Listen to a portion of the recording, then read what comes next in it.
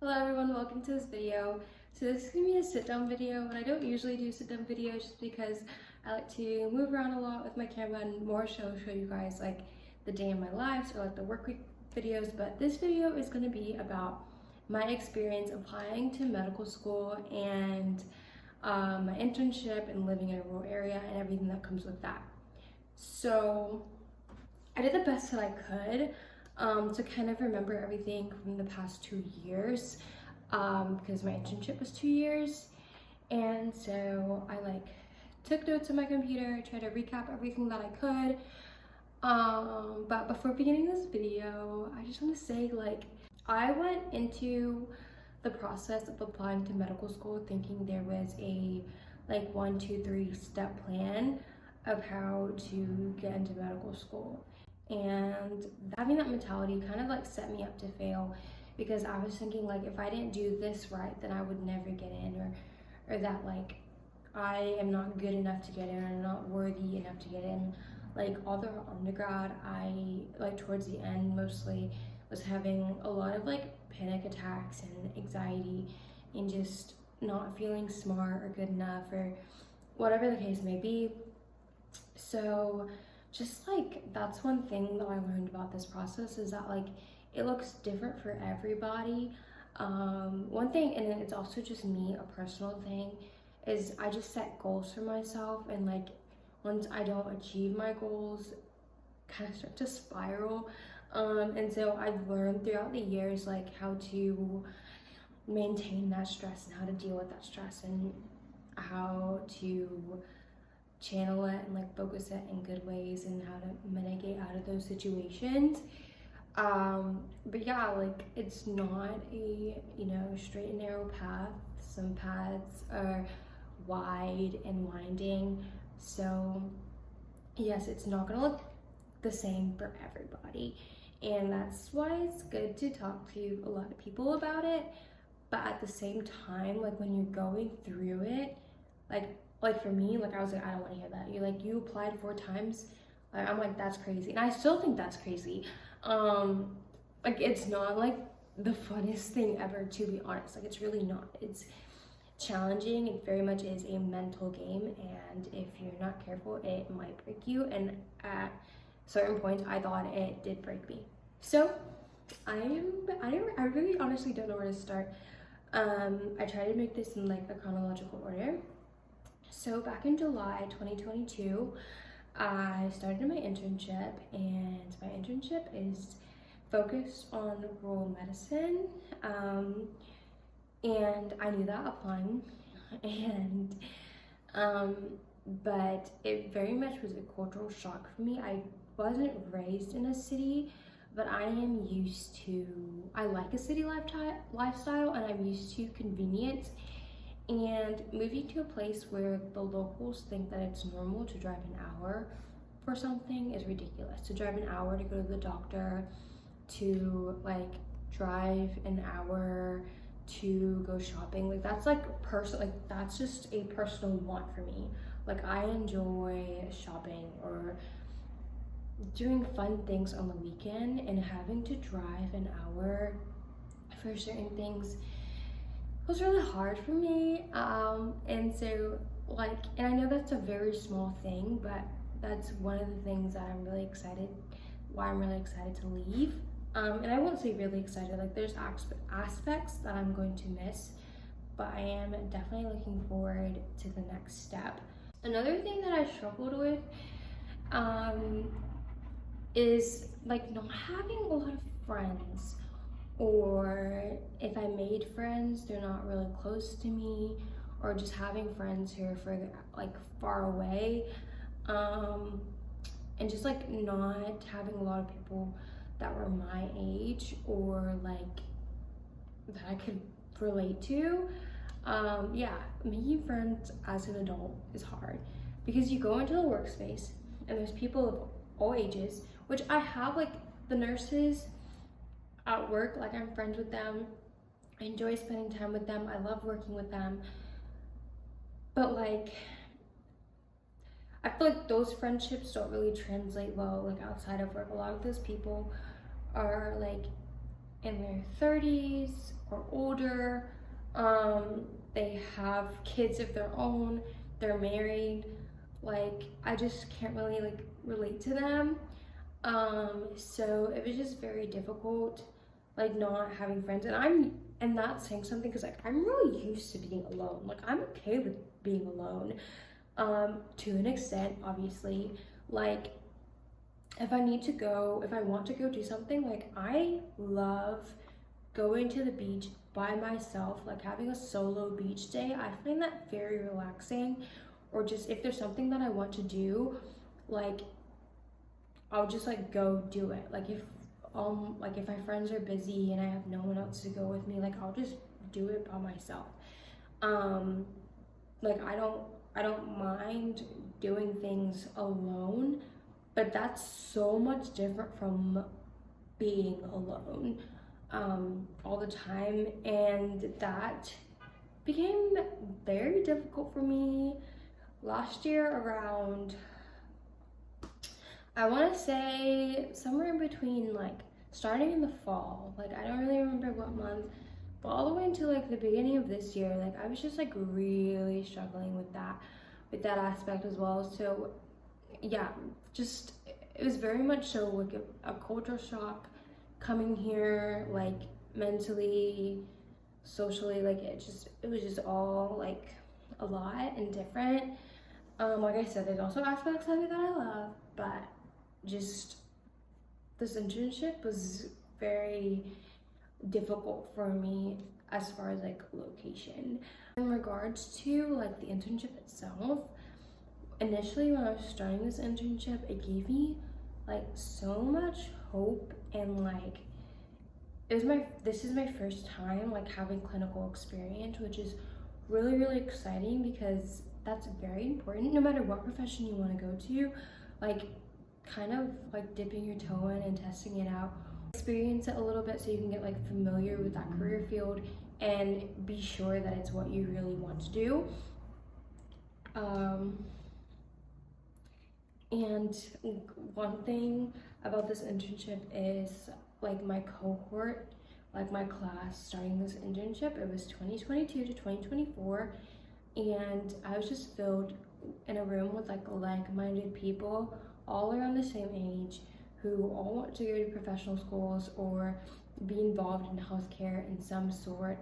Like that, like we motivate each other, encourage each other. Like we all had imposter syndrome like starting this, so it was just like it was really nice having people that I could relate to and motivate me, especially like coming from like when I graduated undergrad, I really didn't know like what to do next, and that was very hard for me in itself.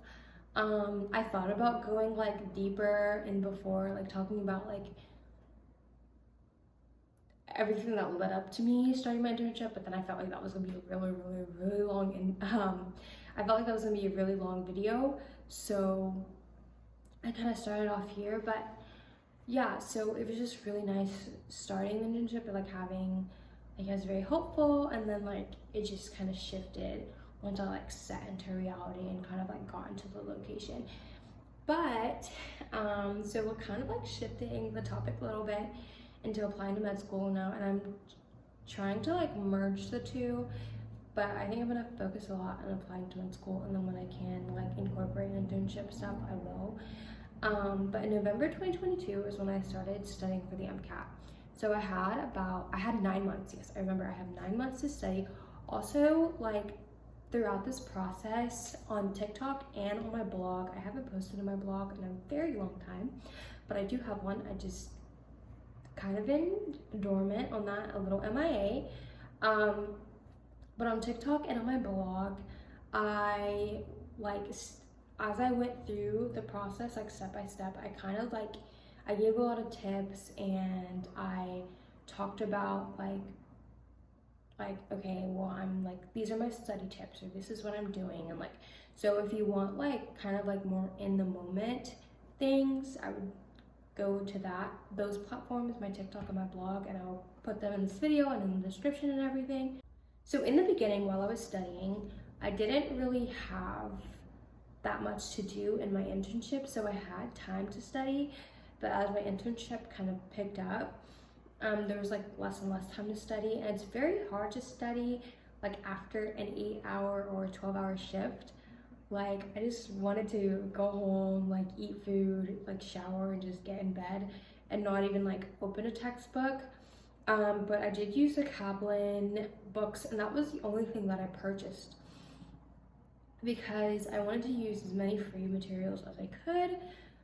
If you guys saw my budgeting video, I do not make a lot in this internship. Like, so a lot of my expenses were coming out of pocket. I applied for, I think it's called FAP, the fee assistance program with the AAMC, and I did not qualify, which was crazy, but I didn't qualify. So I was paying for a lot of things out of pocket, and it became very expensive very quickly.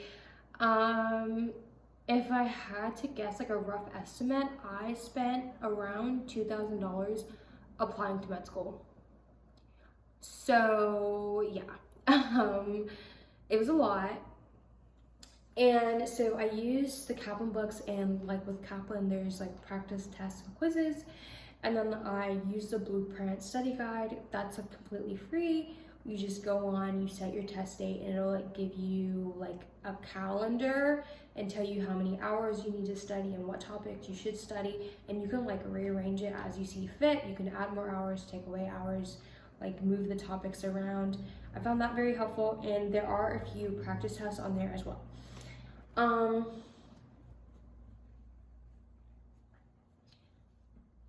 And then in March in 2023, I went on a medical mission trip, which was really, really cool. And that helped with my application and my resume. So if you're doing something like I am, if you're in an internship, or if you have a job, like if you're working as an MA or a scribe, or in any medical setting, if you're volunteering, like take those and like put them in your application, put them in your resume, in your CV, and build yourself up as an applicant, make yourself a well-rounded applicant.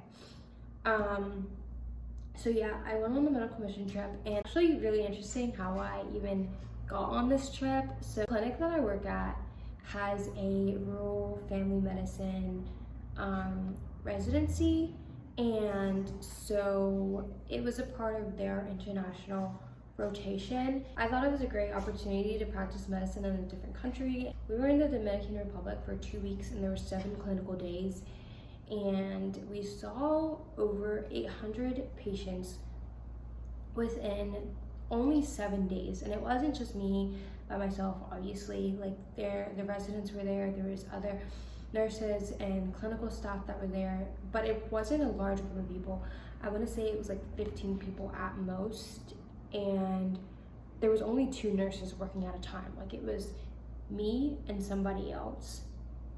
That I worked as a nurse the second week, and the first week I helped out with registration.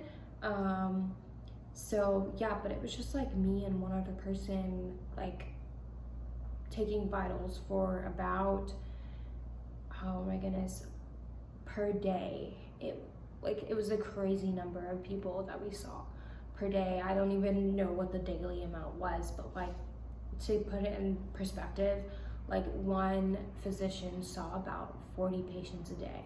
So it's just insane. But such a credible opportunity. So yeah, just take every opportunity that you can and absorb it and take it all in and learn all that you can from it. So like fast forwarding a little bit, in April, that's when I started working on my personal statement and just taking time to tweak it, revise it. What is the thing? Oh, show, don't tell. So use a lot of personal examples or just like things that you've gained from your clinical experience or your life experience. Talk about yourself and really like connect with the reader. Eventually I do want to share my personal statement, but I do plan on applying again, so I just want to wait for that. But it is something that I definitely want to share because I'm actually very proud of it, and I don't think it's a bad personal statement. So I created a spreadsheet for all the schools that I was applying to, and this is so helpful if you're applying to multiple schools. So I color coded it, and you can color code it however you see fit, like personalize this however you guys want. I highly recommend doing this.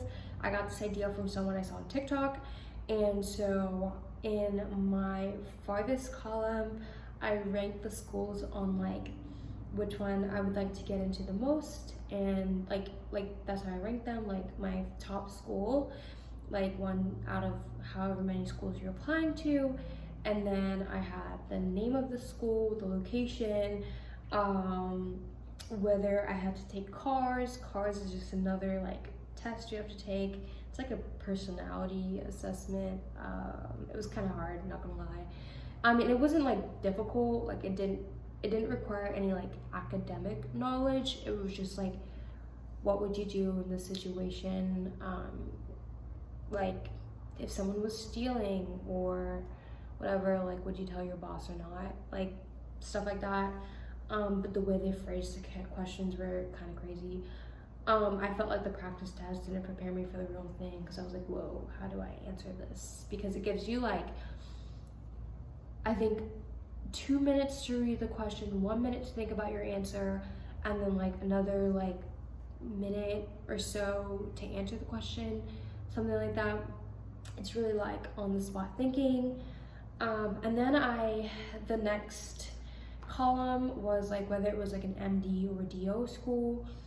And then at the time, well, I still haven't, but I did not take my biochemistry. That's something I chose to graduate undergrad.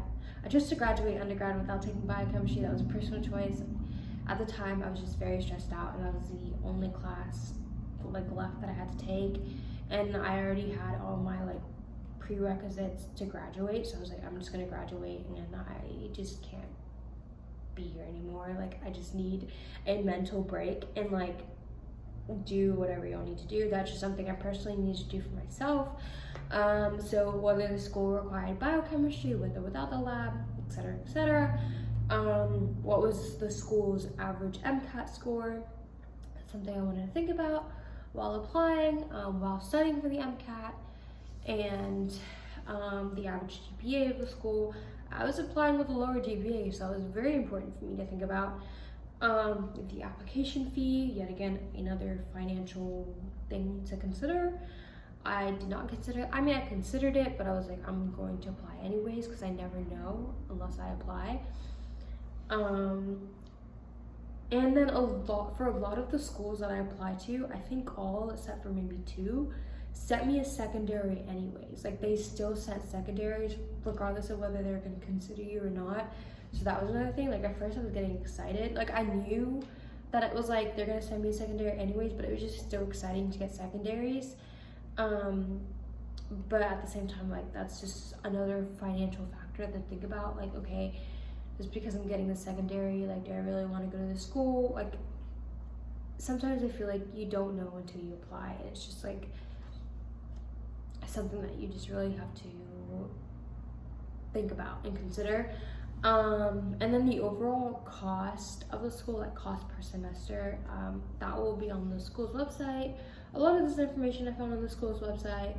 Another thing that I put down, because I was considering applying to schools in New York, and so I put down whether I would need my car or not. Like if I'm gonna move to the city, will I need my car? I don't know, that's just something that I wanted to add on my personal spreadsheet. I love New York. I'm a city girl. Like I am always like, I would love to live in New York. So that was just a personal thing that I wanted to add. And then I added whether I got a secondary or not for that school. And yeah, so you can just customize it how you see fit. I added like the letter of recommendations, like whether this, like what kind of recommendations the school required. So like from 2 science professors or only 1, MD or DO, like each school has a different requirement, and it was just easier for me to add it to the spreadsheet and rather than try to like mentally keep track. Or like initially before I had the spreadsheet, on like the notes on my computer, I kind of like just for each school I had a different like note, and I like wrote all this stuff down. But it was really nice having the spreadsheet to compare it all side by side, so I can see it all at once rather than having like to look at each school separately and try to like remember everything while I was going through this process. So this spreadsheet was very helpful for me, and I highly recommend it. In May, I started working on my MCAT and COMAS applications. Those are the applications. It's like one initial application that you submit, and then you select all those schools that you're interested in, and then your application gets sent to those schools. In June, that's when everything is verified and sent to the schools of your interest. June is also when I took my MCAT, my first MCAT. In June, I also went to HPrep, which is a program that Campbell University has, so you can go and visit their campus and learn about their professional programs, and that was a 2-day event. You don't have to live in North Carolina to go. They cover your hotel costs if you're out of state. They also cover your gas if you're driving. So it's just a good opportunity, and definitely like reach out to your schools of interest to see if they have programs like this, or if they have any virtual like seminars or information sessions. Thing that I saw on TikTok from someone else who was applying to med school is to do like a follow-up email, and so like this is my rough template. In July is also when I got my first secondary, and so like my advice, which I personally thought was really helpful, and I talked to like my other friends in my program for like my internship, and like some of them didn't pre-write their secondaries, but I personally pre-wrote all my secondaries.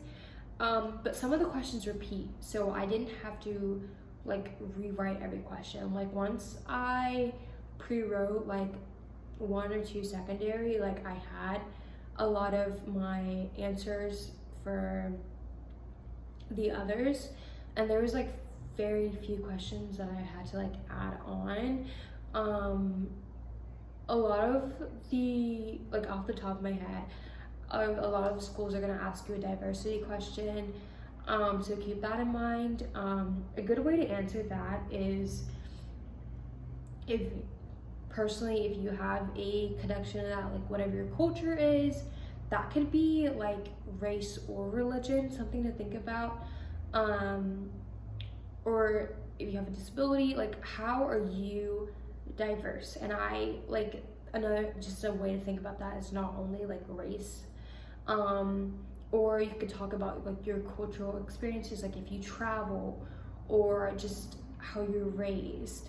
So just think about that when answering that question.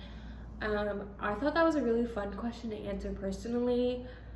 Another question is if you took a gap year, like what did you do during that time? So that pertained to me. But yeah, so just pre-writing your secondaries was really helpful for me personally, and I highly recommend it. But I know people who didn't pre-write them and they did fine. I thought it was just really helpful, like especially if you get like multiple secondaries within a short period of time. It's very nice to kind of just copy and paste it. Also, another reason why I pre-wrote my secondaries is because sometimes your answers don't save on the application. Like if you start an application and you're not able to finish it just then, you want to have like a permanent place to put your answers. That's why I did that. Also, I personally like to, when I open an application, finish it. Like I didn't want to like open it and then like kind of baby it for a couple of days. So if I had my answers pre-written, like I would open my secondary when I first got it, copy and paste my questions, put it on another document, answer it on there, and then like go back to it, and I set myself a time frame. So a good thing to think about is once you get your secondary, say today is May 2nd when I'm recording this, so give yourself 2 weeks from the day that you get your secondary to submit it. It's better to submit your secondary sooner than later. So 2 weeks is a good time frame. In August is when I started studying for my second MCAT. I did take the MCAT twice, and I started studying for that in August because September is the last day to take it for the application cycle. So, but it only gave me a month to study, which is very stressful. And I was like, that time was honestly just very stressful for me altogether. Like in July is when I got my, score for my first test, and it wasn't what I wanted. And that was very hard for me to digest because I really needed that higher score since I was applying with a lower GPA. So I was just going through a lot of emotions, and I was like feeling like a failure, feeling like I wasn't smart enough, feeling like I wasn't worthy. And I even had a moment, I really don't remember when this was, I feel like this was around this time, where I went into one of the physician's offices that I work with, one of my mentors, and I kind of just like sat, well, she could tell that I was having a bad day and that I was just really going through it. And so she called me into her office and she sat me down and she was like, what was wrong? And I immediately began crying because I was just like, I don't know if I can do this. Like, I don't know if I'm strong enough to do this. Like, I just told her, like, I feel broken. And this is just like very emotional even thinking about, because I really did, like, in that moment feel very broken. Like, I just felt like I wasn't strong enough for this process. Like, you just have to be mentally strong, like, and have a good support system around you. And if I didn't have like my mentors and like that family to really like encourage me, like, yo, I don't think I would have made it. Like, I would have probably like quit like then and there if I didn't have like people in my corner. So I really wasn't even sure if I wanted to take the test again for the second time. And so I really, like, I was like running out of time. Like, I only had a month to, like, I had like to decide like in a short amount of time whether I wanted to take it again. And like, I was like, okay, would I feel prepared having only a month to study? Like, I just had to go for it. Like, I had to be like, okay, this is what I'm gonna do and be all in. So in saying that, I would have taken my initial test at an earlier date, and maybe like around April, to give myself time to really like have my initial score in and to kind of like think about what I want to do next. Also, since I took the MCAT again, it put my application on hold for the schools that I was applying to because I wanted to see my second score. So that's another thing to consider. So I advise taking it around April if you can, just in the springtime to take your MCAT. I want to say roughly give yourself 6 months to study, but you know yourself and you know how much time you need. Like, if you're in school or if you're working, you might need you might need more time. Or if you have like 100% all that time devoted to study, like, go for it. I mean, you know yourself, you know how you study. And studying for the MCAT really taught me how to study. Second time around, when I was studying for the second MCAT, my second test, I incorporated Khan Academy and the AAMC practice test. And I heard, like, when I was taking my first test, I knew that Khan Academy has study materials, but I chose not to use them. I don't remember why I chose not to use them at the time, but I chose not to use them, and I really regretted that. Like, I was like, this is some good stuff right here. And it was a lot of information too, that they had a lot of good resources, and I barely scratched the surface of them. I would have definitely utilized that resource earlier. And also, I thought the AAMC test, like, I thought I had to pay for those. So once I learned that was a free material to use, I took advantage of that. Once I took the MCAT for the second time, I still didn't get the score that I wanted. And I was really questioning life, man. Like, I was really struggling, really going through it. I was questioning whether this is the career field that I want. And this is also, like I said in the beginning of this video, like around the time where I was just feeling very isolated, just not having friends around me, just going through a really tough time. And so I was just questioning this career path for me in general, and I was thinking about going into marketing, digital marketing specifically. And this is just not like a spur of the moment thought that I had. Like, I've always been interested in the marketing, like social media marketing, digital marketing, that aspect. Like, I make YouTube videos, I enjoy going on Instagram, TikTok. Like, I feel very comfortable on social media, so I've always found marketing very interesting.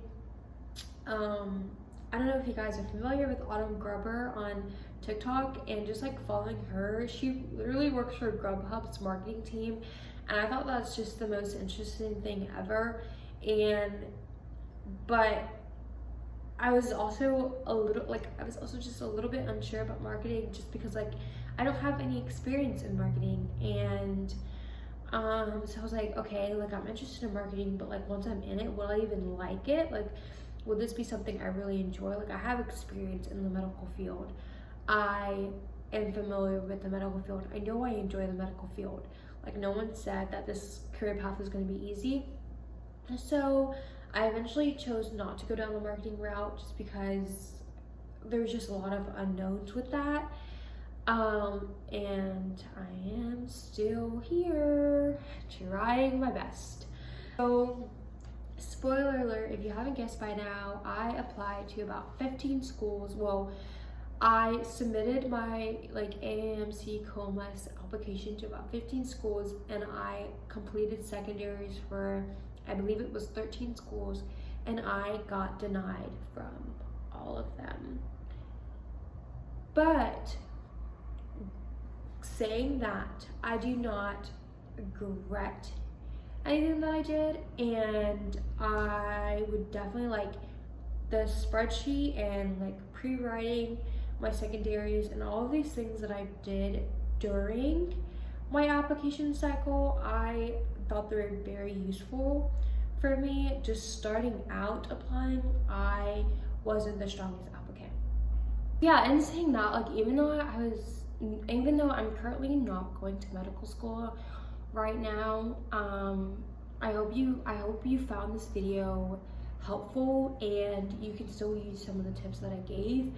Next week's video is going to be about more so what I'm doing after my internship and everything. So I'm going to talk about that a little bit more in next week's video. I don't want to make this video too long, but I hope you guys enjoyed it, and I hope you guys found this helpful. I'm going to include my links for my spreadsheet and the email template in my description. But I hope you guys all have an amazing Sunday, and see you in my next video.